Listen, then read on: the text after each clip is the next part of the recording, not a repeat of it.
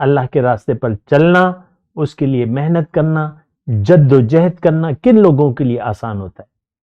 یہ ان لوگوں کے لیے آسان ہوتا ہے جو رب کے طلبگار ہوتے ہیں، جو رب کی خوشنودی کے طلبگار ہوتے ہیں، جو رب کو راضی کرنا چاہتے ہیں، ان کے لیے دین کے کام، نیکی آسان ہوتی ہے۔ اللہم صلی علی سیدنا محمد وعلی آل سیدنا محمد بعدد کل ذرۃ مئۃ الف مرۃ۔ سامعین و ناظرین کرام، السلام علیکم ورحمۃ اللہ وبرکاتہ۔ آج کا میرا موضوع یہ ہے کہ ہم کیوں پریشان ہیں۔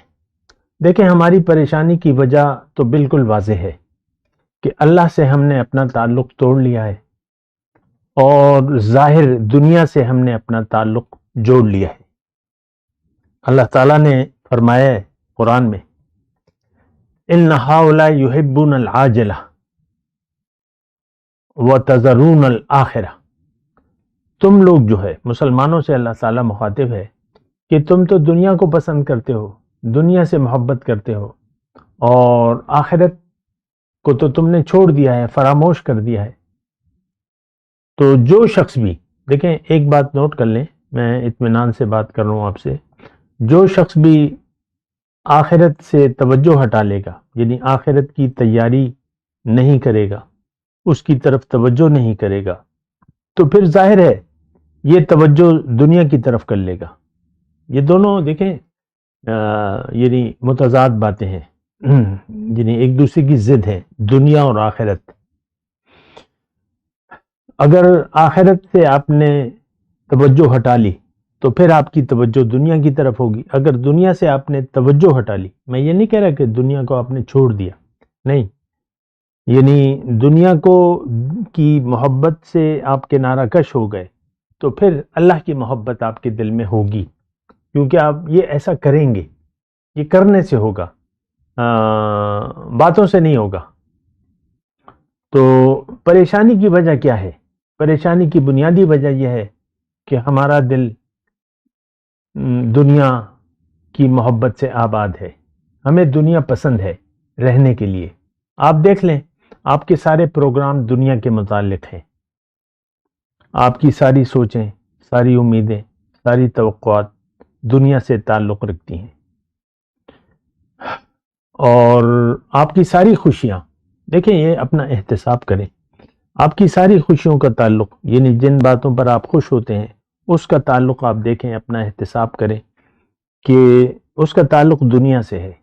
پھر آپ کی ساری پریشانیاں، یعنی جن باتوں سے آپ پریشان ہوتے ہیں، جو باتیں آپ کو غمناک کر دیتی ہیں، اس کا تعلق بھی دنیا سے ہے۔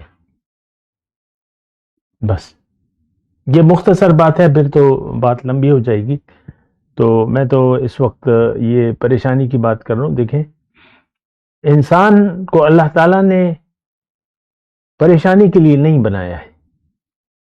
اللہ تعالیٰ نے اسے جو مقصد دیا ہے، جو منزل بتائی ہے، اور اللہ کے رسول نے اس کی طرف دعوت دی ہے، اس میں خوشی ہی خوشی ہے، اطمینان ہی اطمینان ہے۔ اللہ کے رسول ہمیں اللہ کی طرف دعوت دینے والے ہیں۔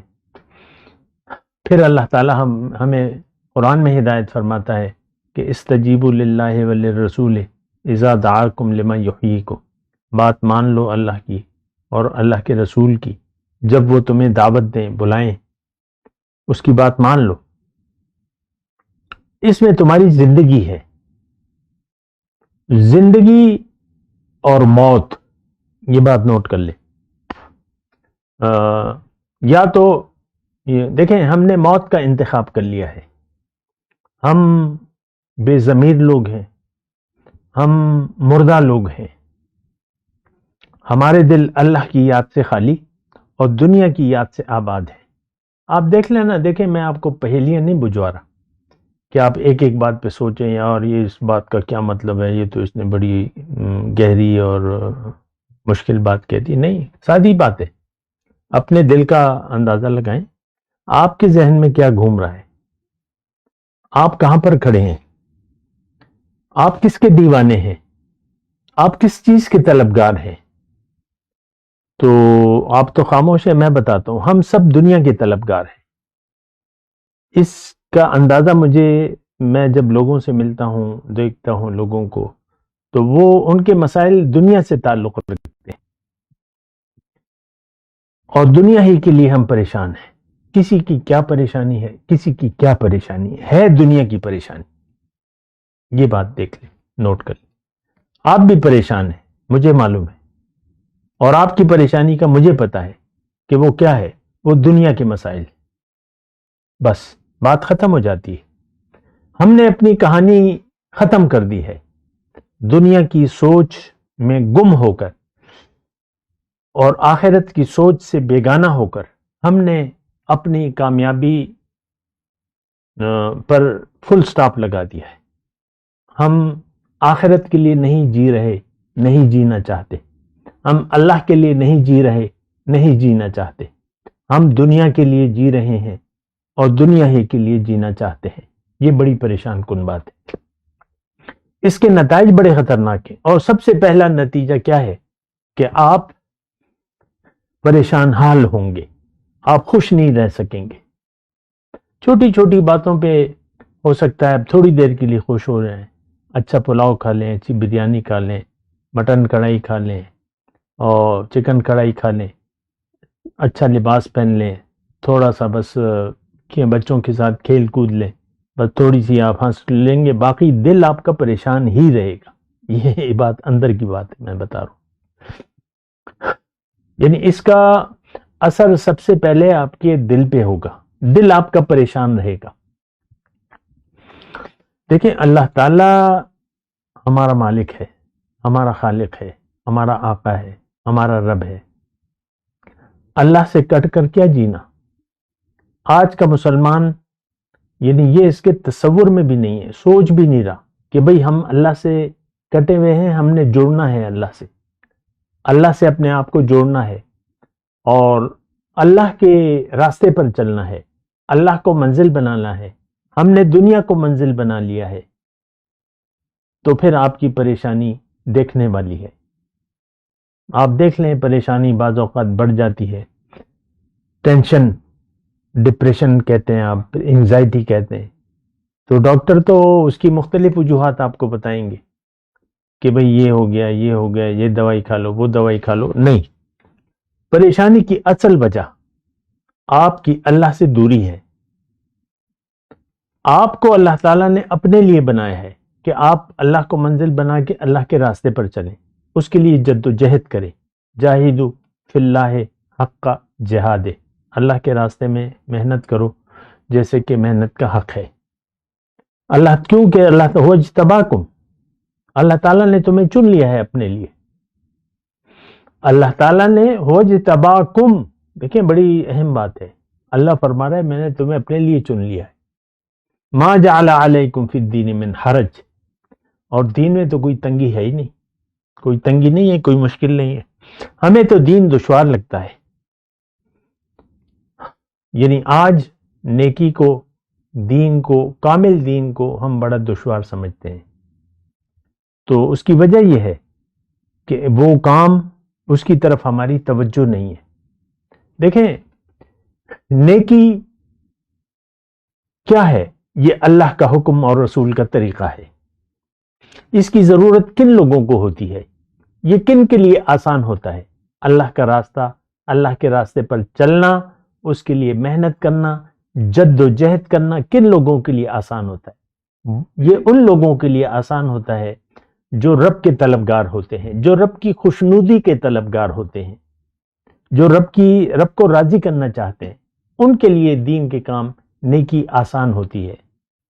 اور جو اپنے آپ کو خوش کرنا چاہتے ہیں ان کے لیے رب کو راضی کرنا، رب کو خوش کرنا محال ہوتا ہے، ناممکن ہوتا ہے. ہمارے ایسا شخص جو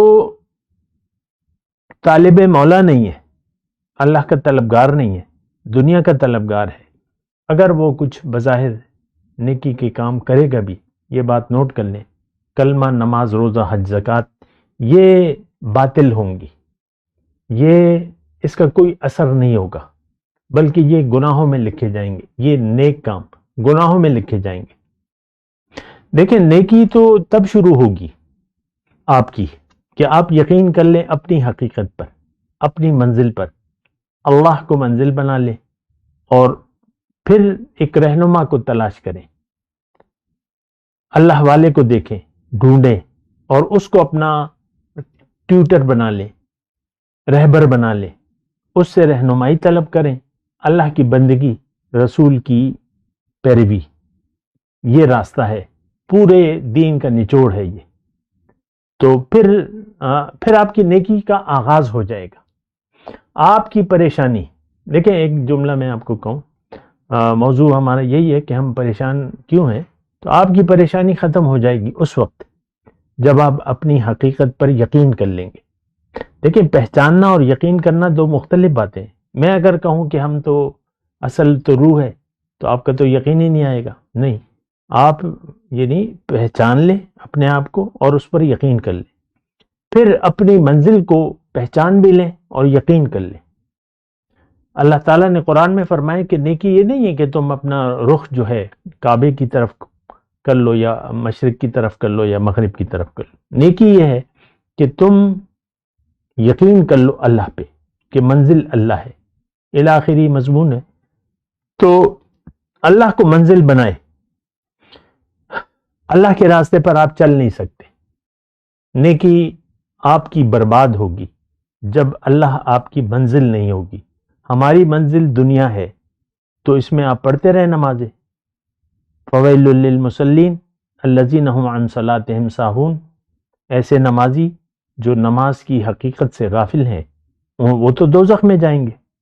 یہ تو ریاکار ہیں، الذین هم یراؤون، یہ تو ریاکار ہیں۔ ہم سب لوگ آج کی امت مسلمہ ریاکار ہے۔ ریا کیا ہوتی ہے؟ غیر اللہ کے لیے عمل، یہ ریاکاری ہے۔ ہر وہ عمل جس میں للہیت نہ ہو تو اس میں ریاکاری ہوگی۔ وآخر دعوانا ان الحمدللہ رب العالمین۔ مولاي صل وسلم دائما ابدا على حبيبك خير الخلق كلهم